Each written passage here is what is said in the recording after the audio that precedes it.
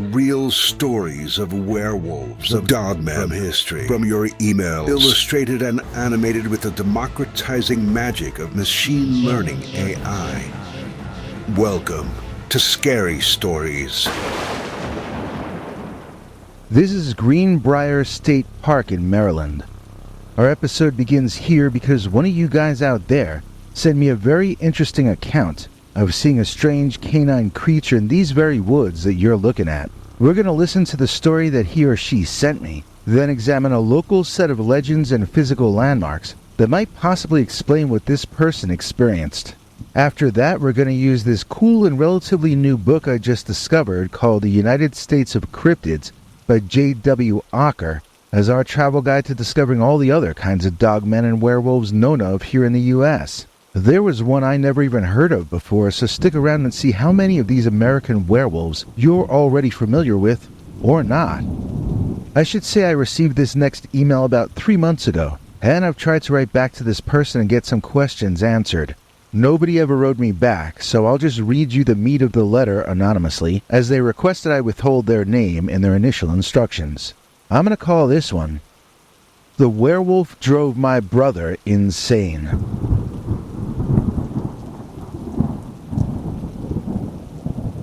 Dear Scary Stories NYC, I have a story that I think might be about the Dogman. It didn't happen in Wisconsin or Michigan though. This was in Greenbrier State Park in Maryland. I'm not from that area, really. I was visiting my older brother Craig, who had moved to West Virginia, and he took me camping in Maryland. We had grown up together in Minnesota, but after his tour in the Army, he settled in West Virginia where he and some of his buddies from the service started their own business, and they seemed to be on the path to great fortune. So this was the 1980s, and I don't remember a lot of the details about that trip, except that we were having a lot of fun, camping at night and hiking to a new camping location during the days. I feel like we were out there at least a week, probably more, but honestly, the only part I remember in great and specific detail is the part where we saw that dark black thing. If Craig hadn't been there with me, I probably would have thought I was dreaming or hallucinating. It was toward the later end of the afternoon, and it had started to get a bit dark under the tree cover, so we were looking for a spot to set up camp. We were hoping to find a clearing in the woods so we could get a campfire going, but we seemed to be off trail in dense summer woods. We were talking about mundane stuff, like did we have enough trail mix to satisfy our hunger, or did we really need a campfire? You know, boring detail kind of stuff like that, when all of a sudden, there was this dark shape moving around and making noise in the trees ahead of us. At first we could only hear him, but eventually we understood that he or it was darting from behind one tree to behind another one, making whatever it was harder to notice. Once we were focused in on where to look, we both still found it hard to see what we were seeing. It both looked like it was there and it wasn't there. Or I guess what I mean to say is, I saw the shadow of a beast, but I didn't always see the beast that was creating the shadow. It was a dog or wolf-like thing, but bigger than it should have been, like the size of a pony. Craig told me to stay perfectly still and try not to make eye contact with it. At first that was no issue because I couldn't even tell if the dark shadowy creature had eyes. But then it walked out of the woods and stood directly in front of us, maybe 40 or 50 feet away. It was a pitch black giant wolf, tall enough for a jockey to ride, and had bright red light reflecting off its eyes, making it look like a monster from a horror movie. My brother tried to say something calming to it, the kind of thing you say to a dog that you want to be cool and stay calm. The wolf had sort of looked confused and uneasy until my brother spoke soothingly to it. Then it bared its teeth, widened its eyes even further, and reared back up onto its hind legs, waving its claws out in front of it. I could see the teeth and I could see the eyes, but the body still pretty much looked only like shadow to me, like a sort of a three-dimensional moving shadow. I pulled out the little flashlight I used to carry, and I flashed it at the upright dog, who towered over me on his back legs. The light illuminated nothing. Even if his fur were as black as possible, I still should have been able to see something other than just his silhouette. Nevertheless, I did not. I saw blackness in the shape of a canine, and that's all. When the beast dropped back down to all fours and made a little bluff charge at us, I freaked and threw my flashlight at the thing, but it went right through the creature. I tried to tell myself that I just missed when I threw it, but Craig later corrected me and said he saw the light get swallowed by the darkness of the beast's body, and then he saw it come out the other side. After this happened, Craig hit my shoulder and we both ran. I didn't know where we were running to, and I don't think Craig knew either. Those were the days before cell phones, before GPS, and so we had to keep each other within visual range, or else risk getting completely lost. I could hear the huge dog pursuing me through the brush, and I was crying. Then I tripped over something and made a harsh crash landing on hard ground. I turned around belly up in time to see the red-eyed shadow beast leaping into the air, about to land on top of me and end my story permanently. But then my brother Craig was in my peripheral vision, leaping himself, attempting to intercept the dogman before his claws and teeth had a chance to dig into me. Except that when Craig and that dogman slammed into each other, Craig just kept on flying forward, as if he were passing through a puff of smoke. And the puff of black smoke that had been the dogman just seconds prior evaporated right in front of my eyes. Soon it was just me and Craig, nobody else. We got up and dusted ourselves off. Then I started to notice the forest making its usual sounds again. I hadn't even noticed that it had gone silent when the black dogs showed up, but it had. We were spooked, and we kept hiking after dark to get away from that area before settling in for the night. Craig had been the kind of person who did not believe in ghosts or the supernatural. Heck, he had been an atheist. He didn't believe in God or anything except hard work. The rest of that night, he kept talking about how we had been chased by a ghost. He couldn't believe it, but he kept repeating it, over and over. And when we got back to the human world, he was still talking about it. He wasn't the same man who had gone into that forest with me. All of his sense of confidence that he had the world figured out had been stripped away from him. I won't say that the dogman was the only thing that sent my brother down a bad path, but I do think he was the initial trigger. Once my brother knew ghosts were real, he wondered what else he had been wrong about. He became indecisive at first, and sort of superstitious and fearful second. He ended up being cut out of the business he had helped start, and he spent some time in a mental health facility that was later closed down. He came to live with me after they released all the patients, and he seemed just like himself at first. He was fine when chatting, but he was no longer able to do normal everyday things that you need to be able to do if you want to pull your life together. One day I found he had left, leaving a note accusing me of plotting against him, which I never would have done. For years I didn't even know where he was. I do know now, but I don't have plans to attempt to contact him. I think I would only disturb him further. He's an old man now, we both are. I was talking to the son of a friend of mine, and he said that maybe what we encountered was a dogman that came through from another reality. Only maybe it never fully came through the portal, so that it was only partially physical. I was wondering if anyone in your audience might have any idea what that was. For me, it was just one really messed up night. But for my brother, it was the beginning of the end. Because that werewolf drove my brother insane. Well, what do you guys think? I know I have some things to add here because I've recently been reading this book called The United States of Cryptids, A Tour of American Myths and Monsters by J.W. Ocker. And it has a chapter about a shadowy ghost-like dogman that's from West Virginia and Maryland. There is even a roadside plaque up speaking about this particular cryptid. Here I found this old Wayfair page that has images of it. It's supposed to be off the old National Pike, where it meets with the Route 40 alternate road. They say it's up through here into the fields somewhere. It seems that other marker signs have been erected in the area as well, But Wayfarer shows us this Welcome to Frederick County sign, so this must be where the marker is or was. So what does the marker say? Well, it shows us a shadow wolf creature, and it says, and I quote, "Beware of the snarly yow."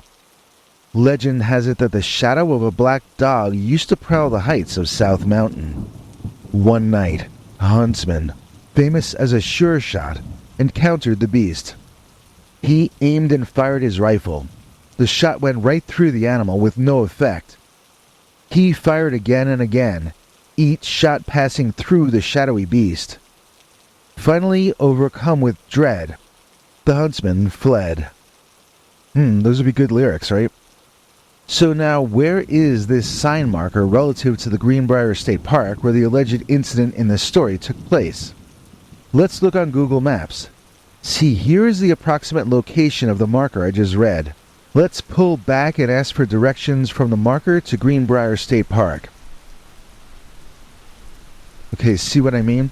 11 minutes to the north of the Snarly Yow sign is the park where this alleged incident is supposed to have taken place. I made this connection because the roadside marker is mentioned in this newish book that I'm reading.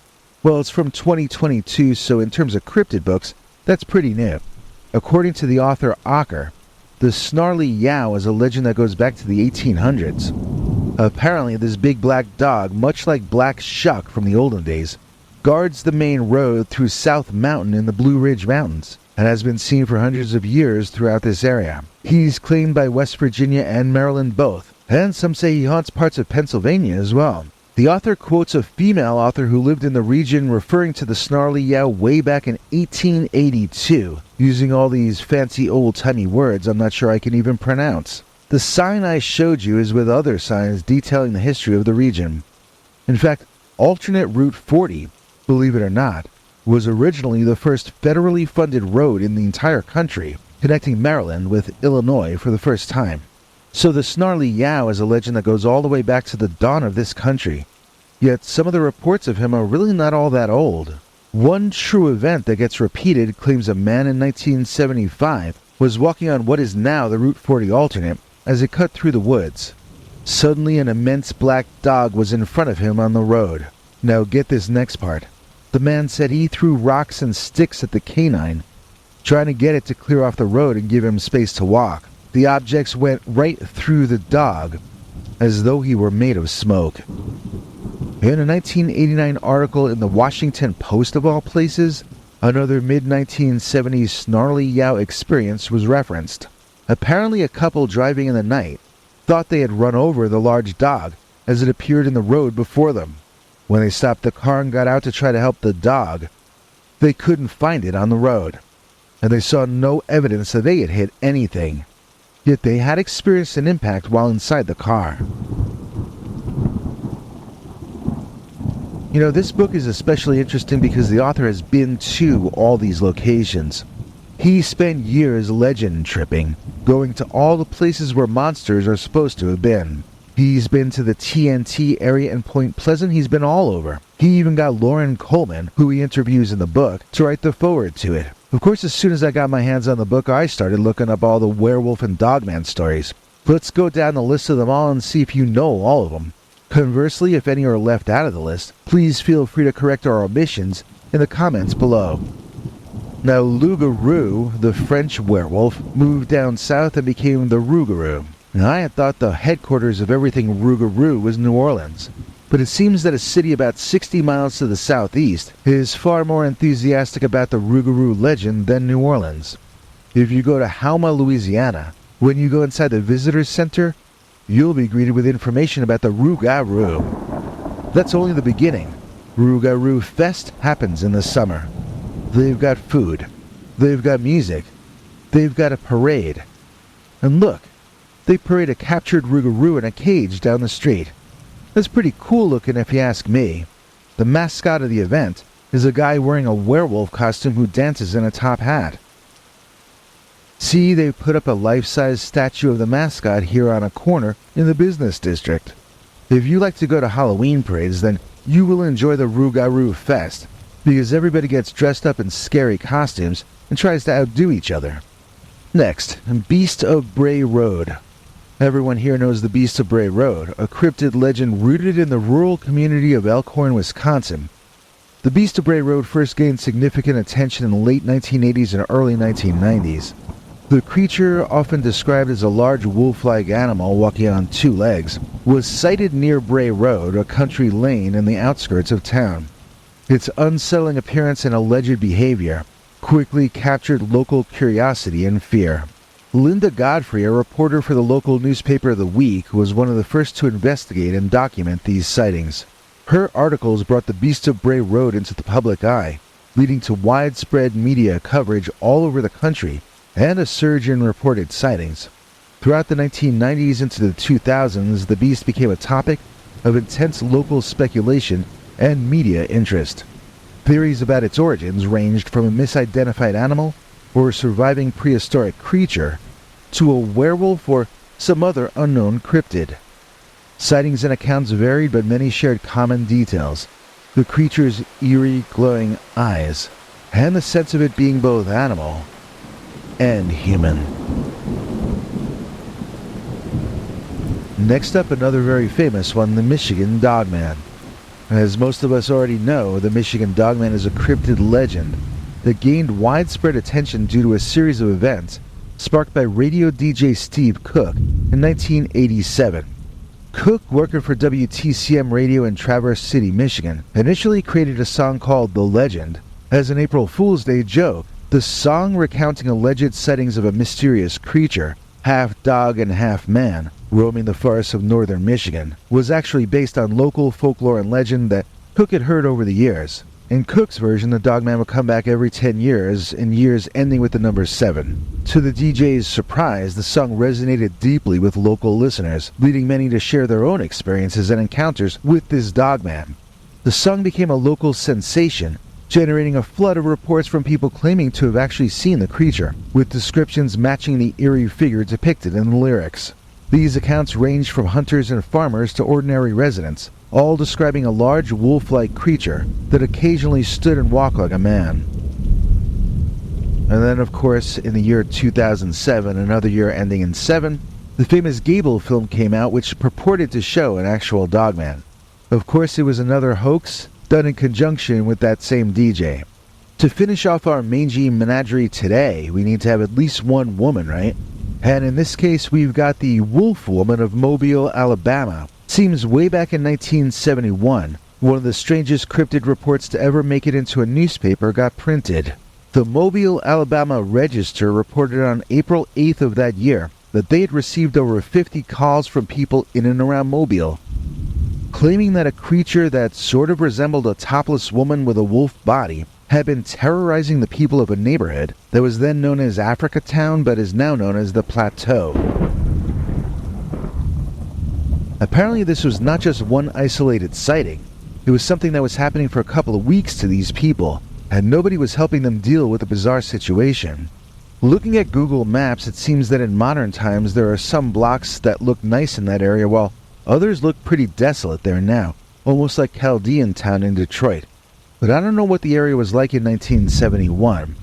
I also noticed that they are located right next to some undeveloped swampy land. So maybe what they were seeing was some kind of a strange wild animal, or maybe even a wild human.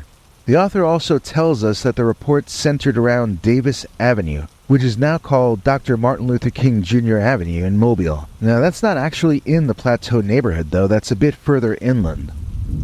So what were people telling the police and media that they were experiencing in 1971?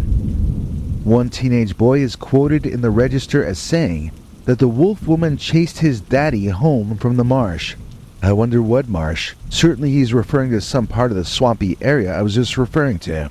Then the teenage boy says his mommy is keeping the house locked up ever since the family's harrowing cryptid experience. Now to me, the oddest part of this entire story is not that these people said they were chased by a creature that was half woman and half wolf, nor do I think the strangest thing is that they said she was covered in hair. No, to me the strangest part of this story is that she was reported to be pretty. I wonder what pretty means in this context. Well, the Mobile Register was wondering the same thing in April of 1971. so they assigned an artist to draw a composite witness sketch of the monstrous maiden. And this is that drawing. I feel obliged to point out that none of the witnesses reported her walking on all fours like a dog, the way she's shown here. She was like a werewolf woman walking on two legs, with a hairy werewolf body, but a human face. However, this image is pretty awesome, I have to admit. I mean, maybe this was just some hippie girl who wanted to live in the swamps and was attracted to the local men living on the plateau. And she started following them home and getting the local women all unhappy. It was 1971, you know. That was prime time for hippie women who didn't like to shave. I'm old enough to remember. My Aunt Nancy used to date a guy named Fudgy who was in a band called Mandrill. That could have been my Aunt Nancy in that swamp for all I know. She did have the long Morticia Addams hair like that, so who knows. One thing I do know is that we've got a link in our description for you to snag yourself a copy of the book The United States of Cryptids, A Tour of American Myths and Monsters by J.W. Ocker. If you use that Barnes & Noble link, you get $2 off the price of the hardcover, and we get a small commission from each sale, so you'd be helping out the channel as well. Speaking of helping out the channel, that's what today's executive producer has done. I'm speaking of none other than David Rollison, who joined our PayPal subscribers club at peterbernard.com and gets to see our secret uncensored members-only stories, which we are hoping to put out 2 new episodes of this weekend, if my voice holds out. I've been discovering the upper limits of how many stories I can read lately, and it's not as many as I had hoped. However, I have managed to record over 25 hours of archived secret stories, in addition to the 4 new ones each month, and anyone joining at $3 or higher can gain access to all of it. There are other perks too at higher levels. Here to explain it all is our international TV spokesmongrel, Henry Lee Dogman. Hank. Thanks, Biggie. And thanks to all of you for watching this far. If you liked it, please click like. If you'd like to see more of our work, please subscribe. And also click that bell icon if you'd like to be notified when we put out a new episode. To become an executive producer, you can donate to us through the thanks button under each of our videos, or through our paypal.me/PeterBernard209 page. To receive cool perks like secret uncensored Dogman episodes far too wild to ever run on this channel, you can become a YouTube channel member by clicking the join button, or join our PayPal subscribers club at peterbernard.com. Joining either at the $3 a month level or above gets you access to our over 25 hours of secret uncensored Dogman stories available nowhere else. Do you have a scary story about Dogman or some other kind of high strangeness that happened to you? Let us know by emailing us at scarystoriesnyc@gmail.com or by leaving us a voicemail message at 804-LA-SCARY. You may need to call back on that one. It cuts off after I think 3 minutes. And if you don't want to do any of that stuff, thank you for simply watching to the end. Good night, and have a scary tomorrow.